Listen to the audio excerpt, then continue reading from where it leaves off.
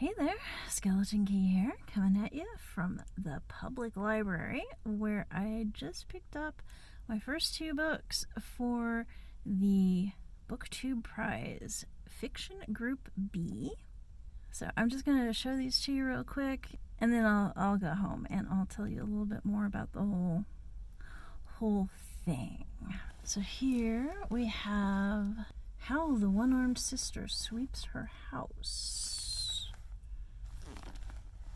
That is by Cherie Jones, or Cherie, I'm not sure which way she pronounces it.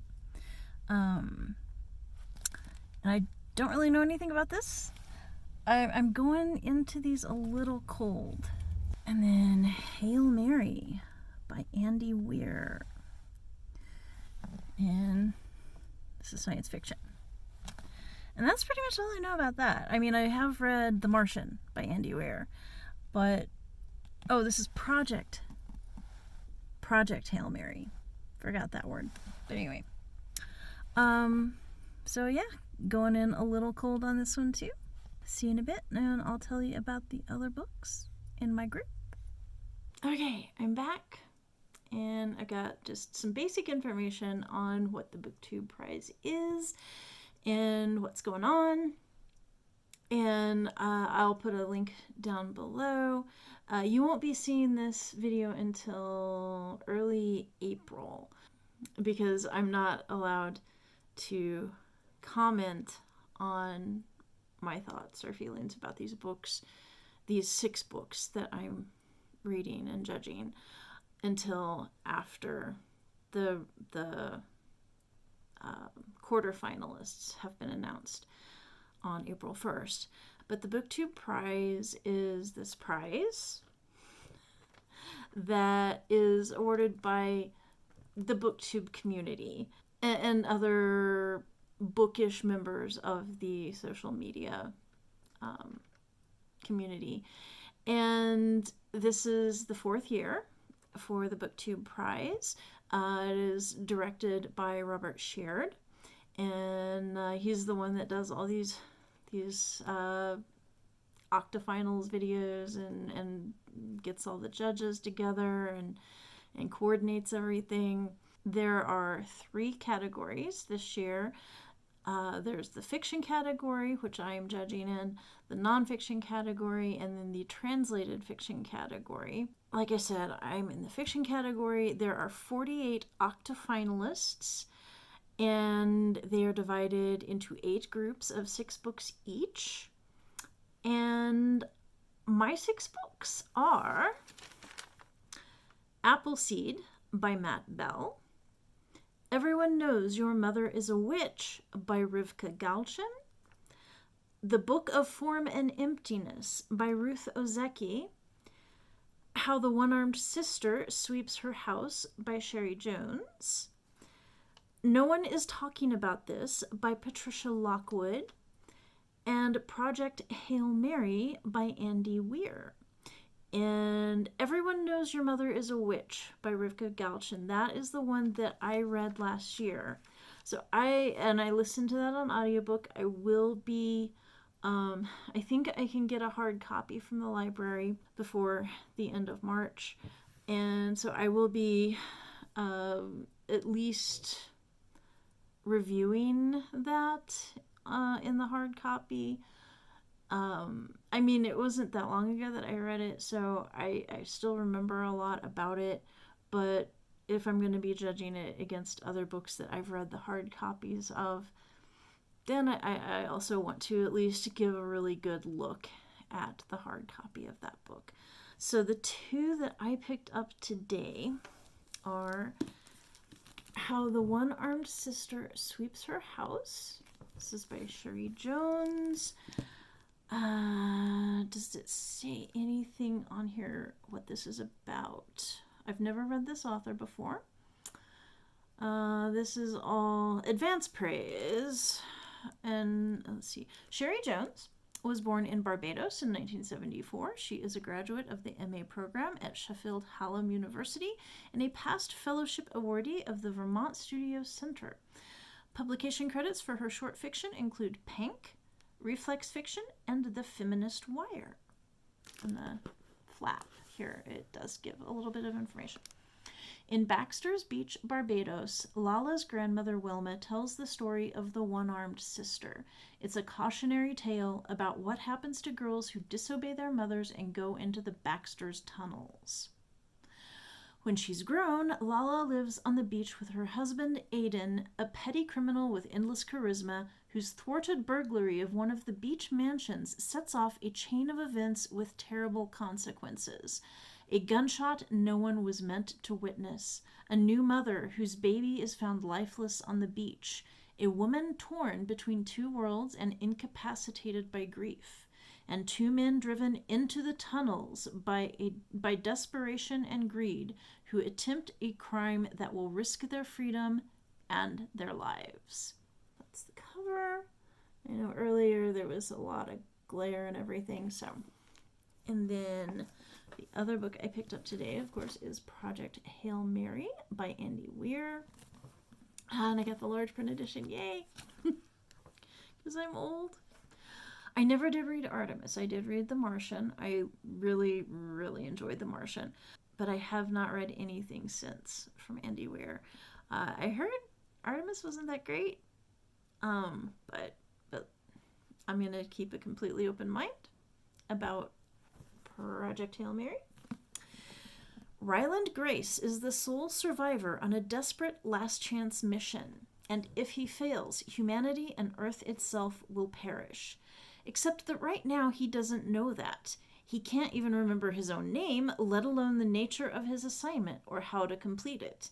All he knows is that he's been asleep for a very, very long time, and he's just been awakened to find himself millions of miles from home with nothing but two corpses for company. His crewmate's dead, his memories fuzzily returning, Ryland realizes that an impossible task now confronts him. Hurtling through space on this tiny ship, it's up to him to puzzle out an impossible scientific mystery and conquer an extinction-level threat to our species. And with the clock ticking down and the nearest human being light years away, he's got to do it all alone. Or does he?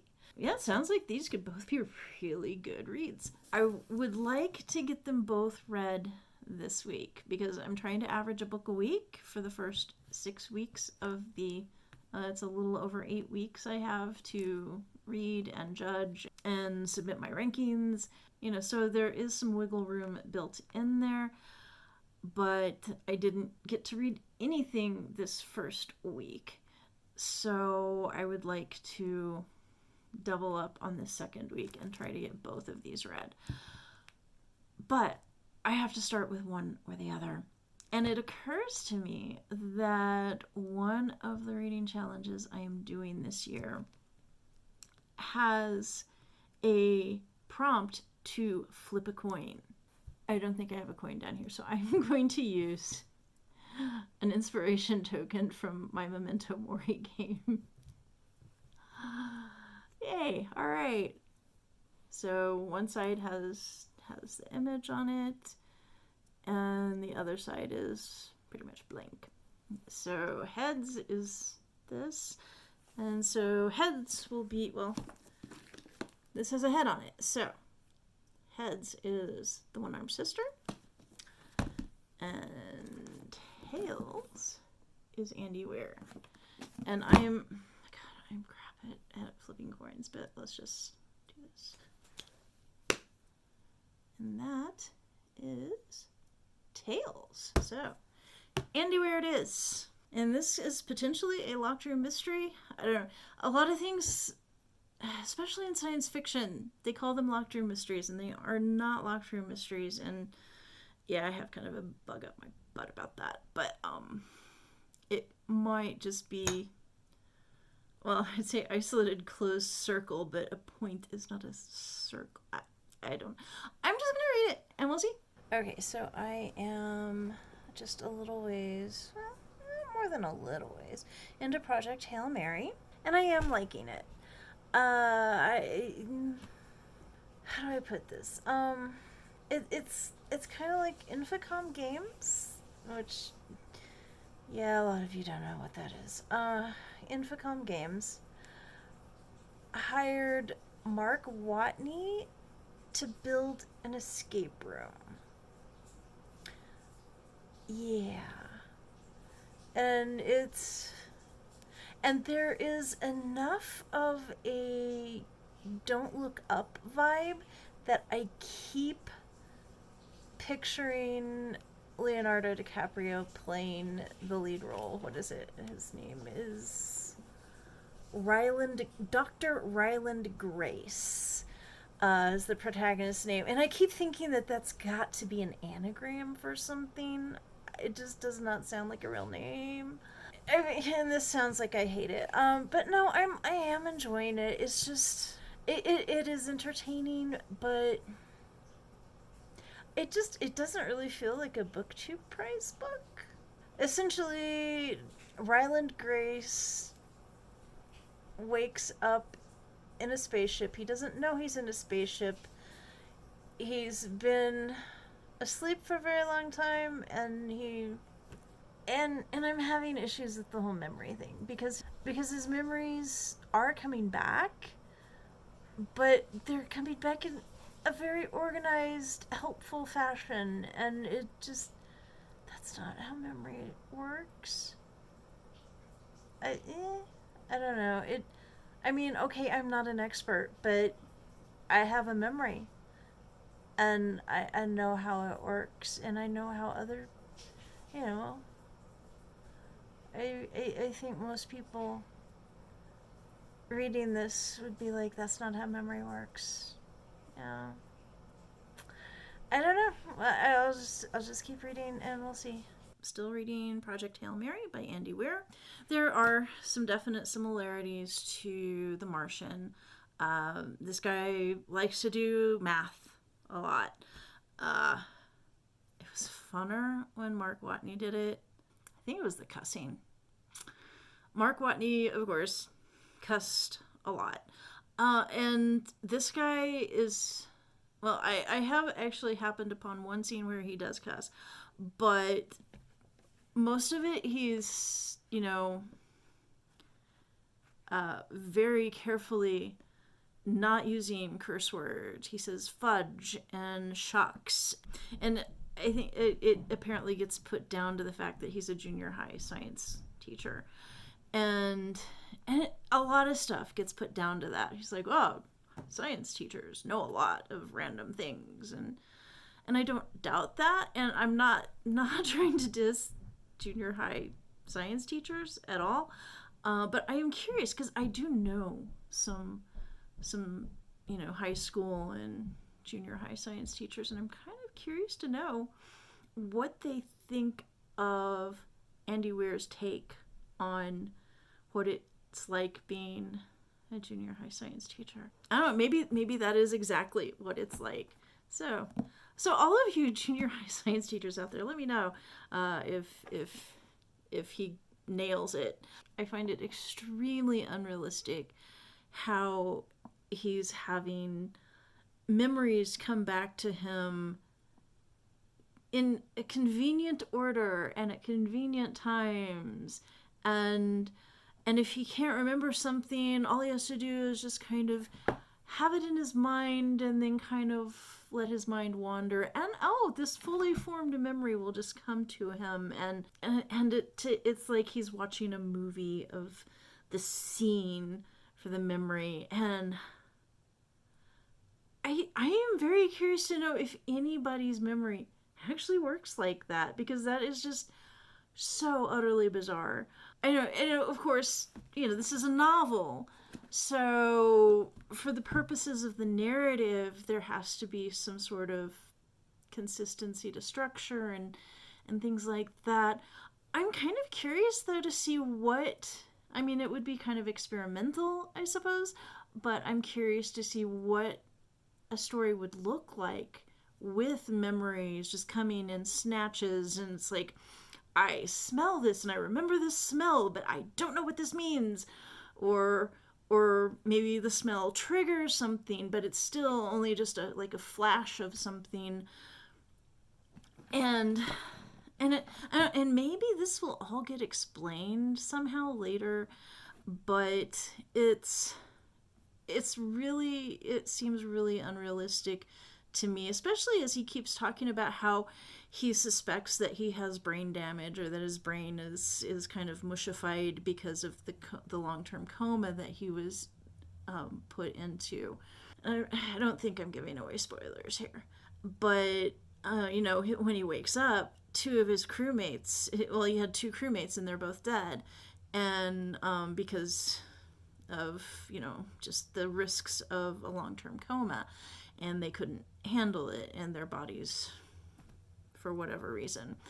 And I was thinking this might be a locked room mystery. It's not a locked room mystery. It's like, it was pretty clear that they just died of circumstances. I am enjoying it. It is a page turner, and Weir does have this, it's sort of an ability to kind of lull the reader into almost boredom, but not quite boredom. But it's this okay, now we're in a routine now. He's like, he's woken up, and he's solved a bunch of the little puzzles of the puzzle room. So he's got some ideas to what happened and how he got there, and he's remembering things to help him solve puzzles, and he's trying to solve this bigger puzzle that involves a threat to our solar system. So essentially he's been sent to another solar system about 12 light years away from Earth, and now he's all alone. And but he's kind of settling into this routine of, I get my food from the robot and all this stuff. As a reader, you're just on the edge of this is boring, but you're not quite there, and then bam, it's like, oh well, that was unexpected. He did that several times in The Martian, and there's been one really big thing so far, and I'm not going to show you where I am exactly, but it gets really interesting. I am excited to see what happens next. I feel like this is good entertainment, but I don't know that I would call it good literature at this point. I don't know. I finished it. So that's 1 down, 5 to go. I did enjoy it. The memory thing, it was supposedly explained. I thought the explanation was super hand-wavy. I'm not exactly buying it. So I still have issues with the whole memory thing. There's a lot of stuff that I can't really talk about without being super spoilery. So I guess I'll just kind of talk around that. Alright, so yeah, he's a science teacher, and before that he was an academic, but he does come across as a little bit of a Gary Stu, even though he does mess up occasionally, but even then he's like quick to own it and all that, which is kind of interesting considering some stuff in his backstory that comes out. I did, even though the way it was presented as memories coming back to him did seem contrived, I did appreciate the back and forth, the dual timeline with him out in space and then back preparing for this mission back in Russia and the middle of the ocean and whatnot. I found some of the editing a little sloppy, and I don't know if this is the large print edition, and because I'm old, and so if I can get the large print, I do. And maybe it's just this edition and getting stuff transferred over. I don't know how that's done. But there'd be like, most of it was fine, but every now and then there'd be a sentence that was just, it'd be glaring that a word was missing. Just a random word. It's like, I've read this sentence 5 times, and yeah, it doesn't have nearly enough verbs. then there are things that, well, you can put it down to, well, that character wouldn't use proper grammar, but like subject-verb agreement, there were some subject-verb agreement things that were just flat wrong. And that really bothered me because, like, it was usually a character who correctly uses the subjunctive mood. And I'm thinking, a character who uses subjunctive mood correctly is going to nail subject-verb agreement. And they didn't. And in the second half of the book especially, there were some serious pacing issues. I did find myself going over that edge into boredom. A lot. I do, however, appreciate Weir's ability to present scientific concepts at several different levels and make some pretty complex scientific concepts actually accessible to somebody like me. I did really well in biology, but I flunked high school chemistry. And so, yeah, you flunk high school chemistry, you never make it to physics. So all this physics talk, it was just like, yeah. So especially when it comes to like the physics and the astronomy and the chemistry and all of that stuff, I have to take it at face value. I have to trust that he did some due diligence and got it at least right enough for a fiction novel. There were some things that were kind of hand-wavy in The Martian, but for the most part, he really got stuff right, and he had people check it over, and like actual scientists and people in the space program were looking it over and making sure that things were right, and so I would guess that he did something similar here, and took it to that degree of research. But if you read this and go, wow, this science is all messed up, I'm sorry. I didn't know. And despite a lot of the pacing issues in the second half, it was really roller coastery. I mean, you got to have some of that, tension release, but it was super roller coaster. I mean, it was like, woo, woo, woo, woo. But I felt the ending was solid and wrapped things up nicely. Yeah, so now how am I going to do judging and ranking? So I've been thinking about this. I was thinking, well, okay, I'll be really careful in giving it a star rating, and then I'll put all the star ratings in order. But I don't know, my approach to star ratings, like on Goodreads, is really, really gut-based. I don't use a rubric. I'm not comfortable doing that. It's just when I go onto the site and it's like, oh, it needs me to give it a star rating. And I just use the anchors. Did not like. It was okay. I liked. I really liked. It was amazing. But that works really well for me.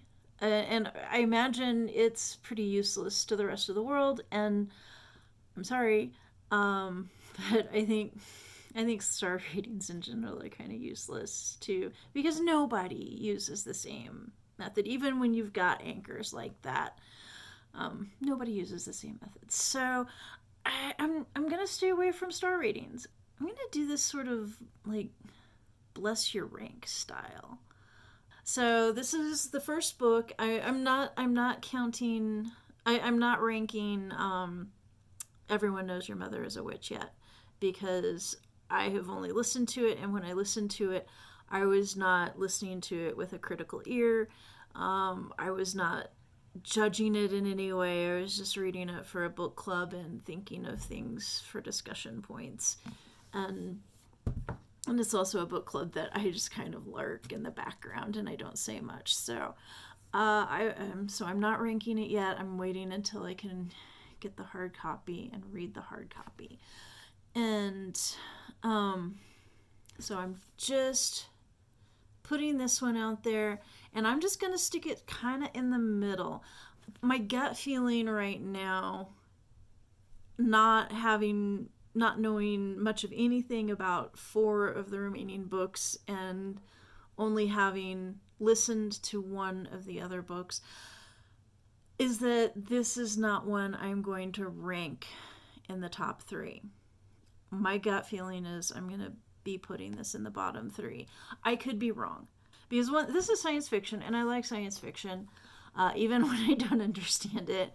I generally like science fiction. I generally much prefer it to literary fiction, and the BookTube prize is really all about literary fiction. So I could read all the rest of this and go, oh my god, this is pretentious crap. And go, okay, yeah, Andy, you're number 1. But right now, I'm going to put it smack in the middle. And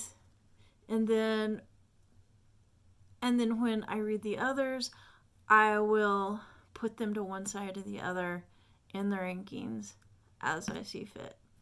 Next up, we have How the One-Armed Sister Sweeps Her House by Cherie Jones.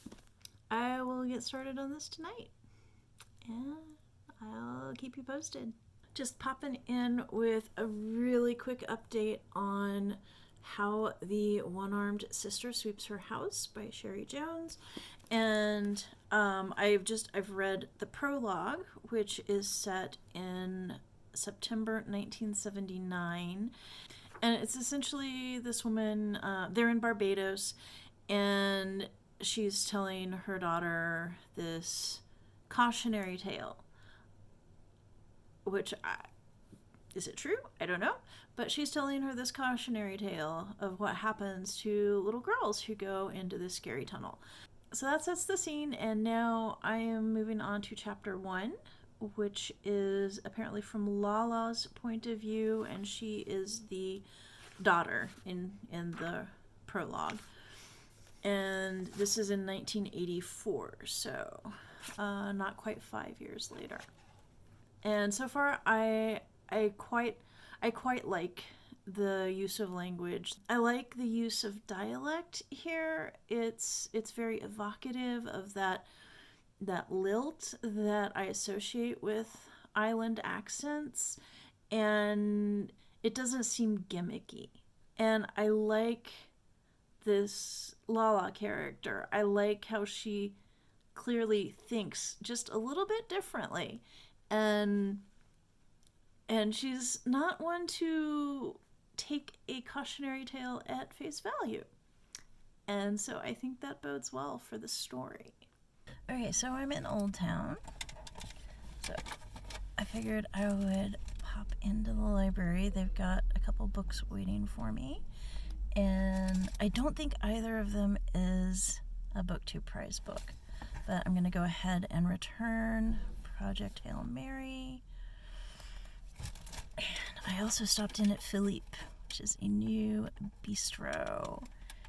And I got myself a café au lait and a Louis XIV, which I think is like hazelnut cream and a turquoise biscuit. And I'm like, all right. And, this is research, because maybe we could have book clubs meet there someday. No, probably not. It was really crowded today. So, yay! Maybe they won't go out of business. But also, still in a pandemic. So I got mine to go. But I will go see what books I can get. Yeah, so I am super far behind on my reading for this, but I have made some progress on How the One-Armed Sister Sweeps Her House, and so far I'm really impressed with it. I'll talk about that in a little more detail right now. I just want to show you, I've got one more book in this project, so got this from the library. So this is No One Is Talking About This by Patricia Lockwood.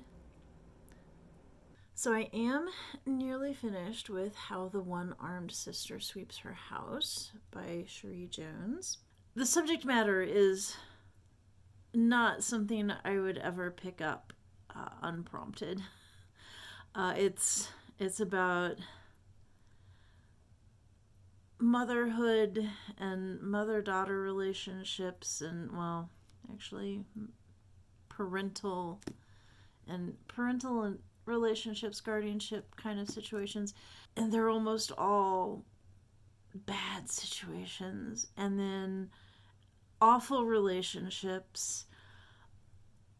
Yeah, it's just these people are leading very, very miserable lives for one reason or another. This is set in Barbados, and it's definitely not a romanticized setting. It's a very gritty, harsh setting and society, and there's nothing pleasant going on in this book, and but I am really appreciating its construction and the use of language, the flow of language. I think I've mentioned that there are some sections where there's use of dialect, and it's done really well. It's incorporated into the story really well. It doesn't pull me out. It draws me in. That is a sign of good use of dialect. I mean, you can use dialect really poorly, but this, no, I'd say this is really well done. Structurally, it's really interesting because it's about all these different characters, and it reminds me a little bit of A Visit from the Goon Squad, in that it's all these different characters and these different relationships and different stories at different points in their lives, and they're all intertwined in various ways. The structure is different from that, though, in that was kind of a kaleidoscope or a swirl of interactions. This is simultaneously, and I don't know how she's pulling this off. This is kind of amazing. It is simultaneously a pearl in that layers are being added and you're learning new things and getting added depth to characters. And it's also like an onion in that layers are being peeled away, which is like the opposite of a pearl. So it's, yeah, I am really, really impressed with this. I'm not quite done, but at this point, I can almost guarantee you that this will be above Project Hail Mary in my rankings for this round. Like I said, it's not pleasant. I mean, the after the prologue, it starts off with basically kind of a nasty childbirth and a murder, and yeah, it's not an easy read at all. And fortunately, it does seem like the library and prospector are stepping up for me. Right now I have, because there's 6 books in this round, I've read Project Hail Mary. I'm almost done with How the One-Armed Sister Sweeps Her House, and I have listened to this one, but I went ahead and I got the hard copy, and I'm gonna kind of review it, the hard copy, because I want to have sort of a consistent basis for my rankings. So I'm going to save this till last, because right now it's more of a priority for me to finish the ones that I have no experience with. So I picked this up at the library. This is The Book of Form and Emptiness by Ruth Ozeki, and this is going to be the one that I really need to make sure I get through. Well, and also I don't have APPLESEED yet, but I think I can get that from Prospector. And then there's this I got from the library. Yes, the library. And it wasn't Prospector. It was the local library. It came through for me. I had gone ahead and put a hold on Prospector because I thought that might actually be faster coming from another library. But yeah, I went and picked this up today. And yeah, so I really need to focus. So I have finished reading How the One-Armed Sister Sweeps Her House by Cherie Jones. This very clearly tops the Hail Mary Project by Andy Weir. This was not a pleasant read. This was not what I would call entertaining. But the construction, the intricacy of this, and it has so much to say about relationships, mother-daughter relationships, father-daughter relationships, husband-wife relationships. It's just, and it's not a mystery. I mean, a lot of it is just put right out there at the very beginning, so it's not really spoilery, but I don't want to spoil the unfolding of events and connections. It is very much a book about connections of all kinds, and just this complex ecosystem of relationships that Jones has constructed in this story is nothing short of amazing. And by contrast, the Hail Mary Project is so superficial. It kind of touches on a few things, but really doesn't go in depth, doesn't really make you feel things the way this book does. So yeah, so my comparative ranking, I'm right now, since I've only got 2 books really to compare, I'm putting them in the middle. This is in 3rd place, and Project Hail Mary is in 4th place. I'm not super far into No One Is Talking About This by Patricia Lockwood.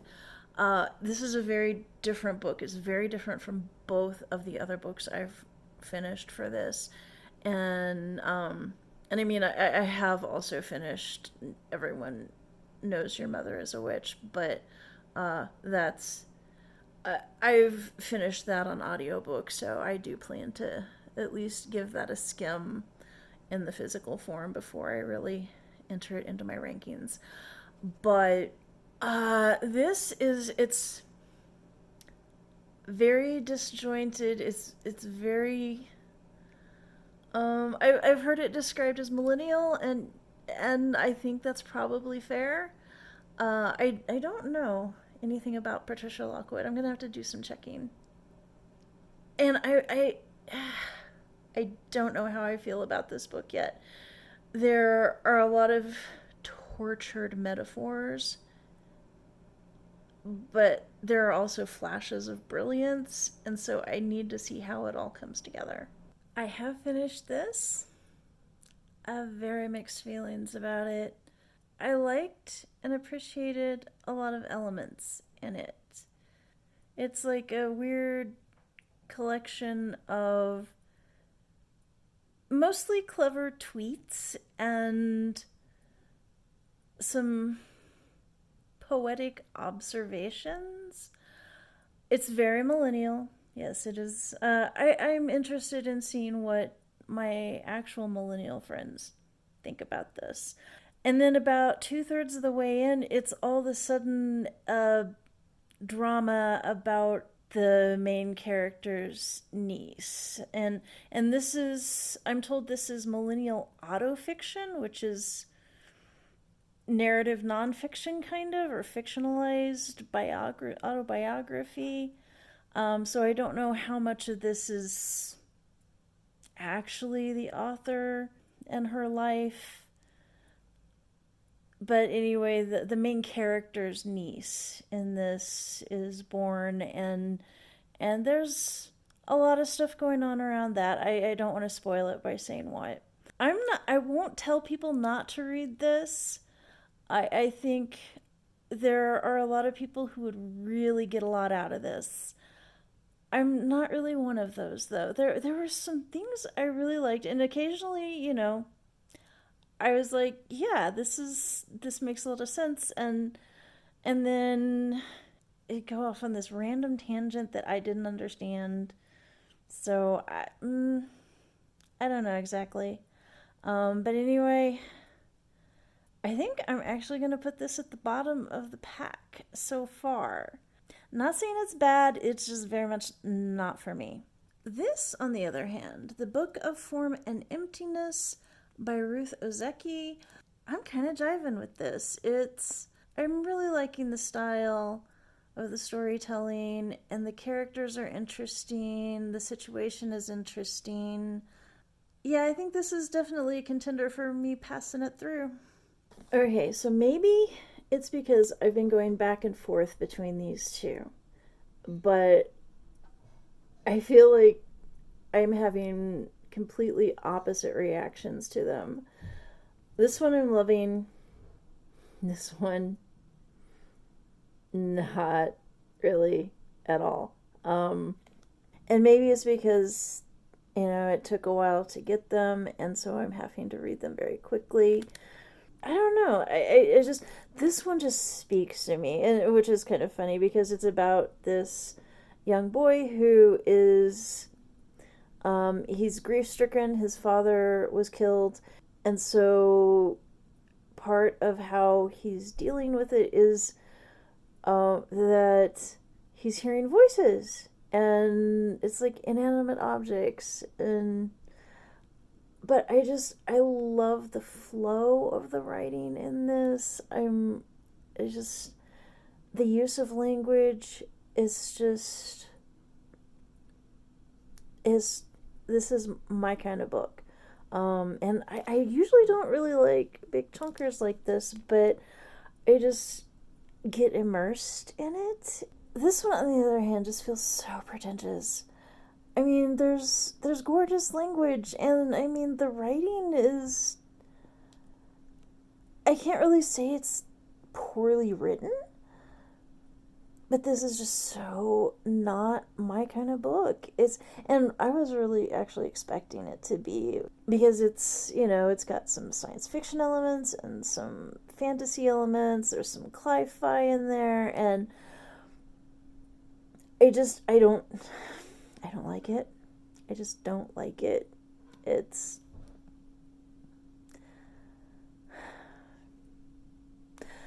feels like it was written for somebody who is not me.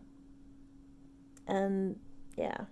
So I have a feeling I'm going to put this one down, really close to the bottom. Even though there is at least one other book in this round that is just not for me.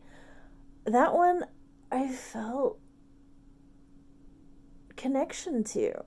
I don't feel any connection to this story, anything in it. So yeah, I got my rankings in. Yeah, and these, okay, so here are 5 of the 6 books that I read for the Octofinals round, Fiction Group B. The 6th book was Project Hail Mary by Andy Weir. All right, so let's go with the rankings. In 6th place, Appleseed by Matt Bell. This was actually a really big surprise. I was expecting to really enjoy this. I did not. And maybe it's just a mood thing, but I don't think so. I think I just really did not connect with this author because I didn't connect with the characters. I didn't really feel like anything in this was for me, which is really surprising. Even though, the quality of the prose just wouldn't raise it above the rest of the pack. And yeah. So I'm not mad about reading it. In fact, I didn't hate any of these books. I just felt nothing for this. In 5th place, No One Is Talking About This by Patricia Lockwood. And this is one that it was also not written for me. I'm not a millennial. I am not constantly online. I've probably been online longer than most millennials, but I don't live online like the protagonist of this book.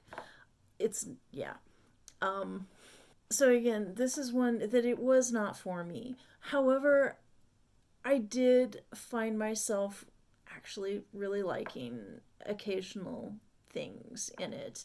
And I connected. Okay, now this is another one of those books that it's a lot about childbirth and motherhood and parenthood and stuff that just kind of squicks me out. But there was more to it than that.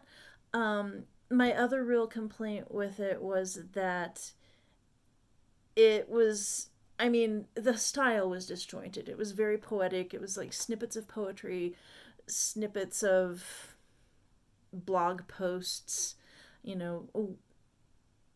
internet witticisms. But it is split into 2 parts. And the second part started at about the 2/3 mark, and it was such a weird, jarring switch of focus. And that bothered me. But the thing is, it was probably intentional. It did not work for me. And also she keeps calling it the portal. And it's the internet. And all that entails. Twitter, all this, the social media world. And so, there are times that I'm just like, this is just too precious. But at the same time, I did connect with it a lot more than I did with Appleseed. I'm online enough that I got a lot of the jokes. I did occasionally really enjoy this. Overall, though, it's 5th in my rankings. Okay, so the 4th and the 3rd rankings. I had a really hard time deciding which to go with. But if I think of it in terms of the bottom 3 are the ones that I would not send through, and the top 3 are the ones that I would send through, the one that I put in the 4th ranking, even though, if I'm going to be honest, I enjoyed it a lot more than some of the others that I put in the top 3, but I didn't feel it had the literary merit to really go through to the next round. And that is Project Hail Mary by Andy Weir. I liked a lot of things about it, but there were so many things about it that really gave me pause. And the more I think about it, the more I'm like, yeah, and especially comparing it to some of these other books, I'm just like, it just doesn't have what it takes to be a literary prize winner. So I put that in the number 4 spot. In the number 3 spot, this is one that I did actually enjoy, but I kept bogging down, and I listened to it first, and I did not do a full reread of the hard copy, but that's Everyone Knows Your Mother is a Witch by Rivka Galchen, and that I'm glad I did get the hard copy, because there were some things that in the audiobook did kind of confuse me. It's like, wait, who's talking now? Wait, who's that? And so I was glad to be able to get some clarification in the text. And I'm also glad I listened to it, though, because there were certain things in the audiobook production, and I probably shouldn't let them color my decision to bump this up to the third, but it did things with the attitudes. And I realized I didn't really talk much about this one, but it's about Johannes Kepler's. It's historical fiction, but it's based on a lot of truth, and I think that's part of why I also wanted it to be in my top 3, even though I wasn't, I didn't really just love this book. I did like it, but it's about Johannes Kepler's mother's witch trial. She was tried for witchcraft, and I mean, I guess it's not spoilery to say how something historical turned out, but at the same time, I don't feel like I should tell you how it ends. But yeah, it's set in the early 17th century, and it's just a really fascinating look at that, and also kind of comparing it to modern times and the court of public opinion, and how things haven't really changed all that much in how many 100 years. So that brings us to the final 2. And it was really hard to decide between these for the top slot. I had very similar feelings about the quality of these and how much I appreciated as far as the amount of work that the authors had to put into these and to make them work so beautifully. What it really came down to was this one was just much more my kind of book. I really thought this was a wonderful read, and it was just, I didn't feel nearly as connected to it as I did with this one. This one just, the flow of it really spoke to me, which, yeah. And this one, I was able to detach from this one a lot more. But these are both really fine books, but this is in the number 2 slot, and this is my winner for the Octofinals. Yay! So please comment below if you have any feelings about these books. Did you read any of them? Do you think I was off base on my rankings? But yeah, share in the comments below what you think and feel. And please like and subscribe, and see you around.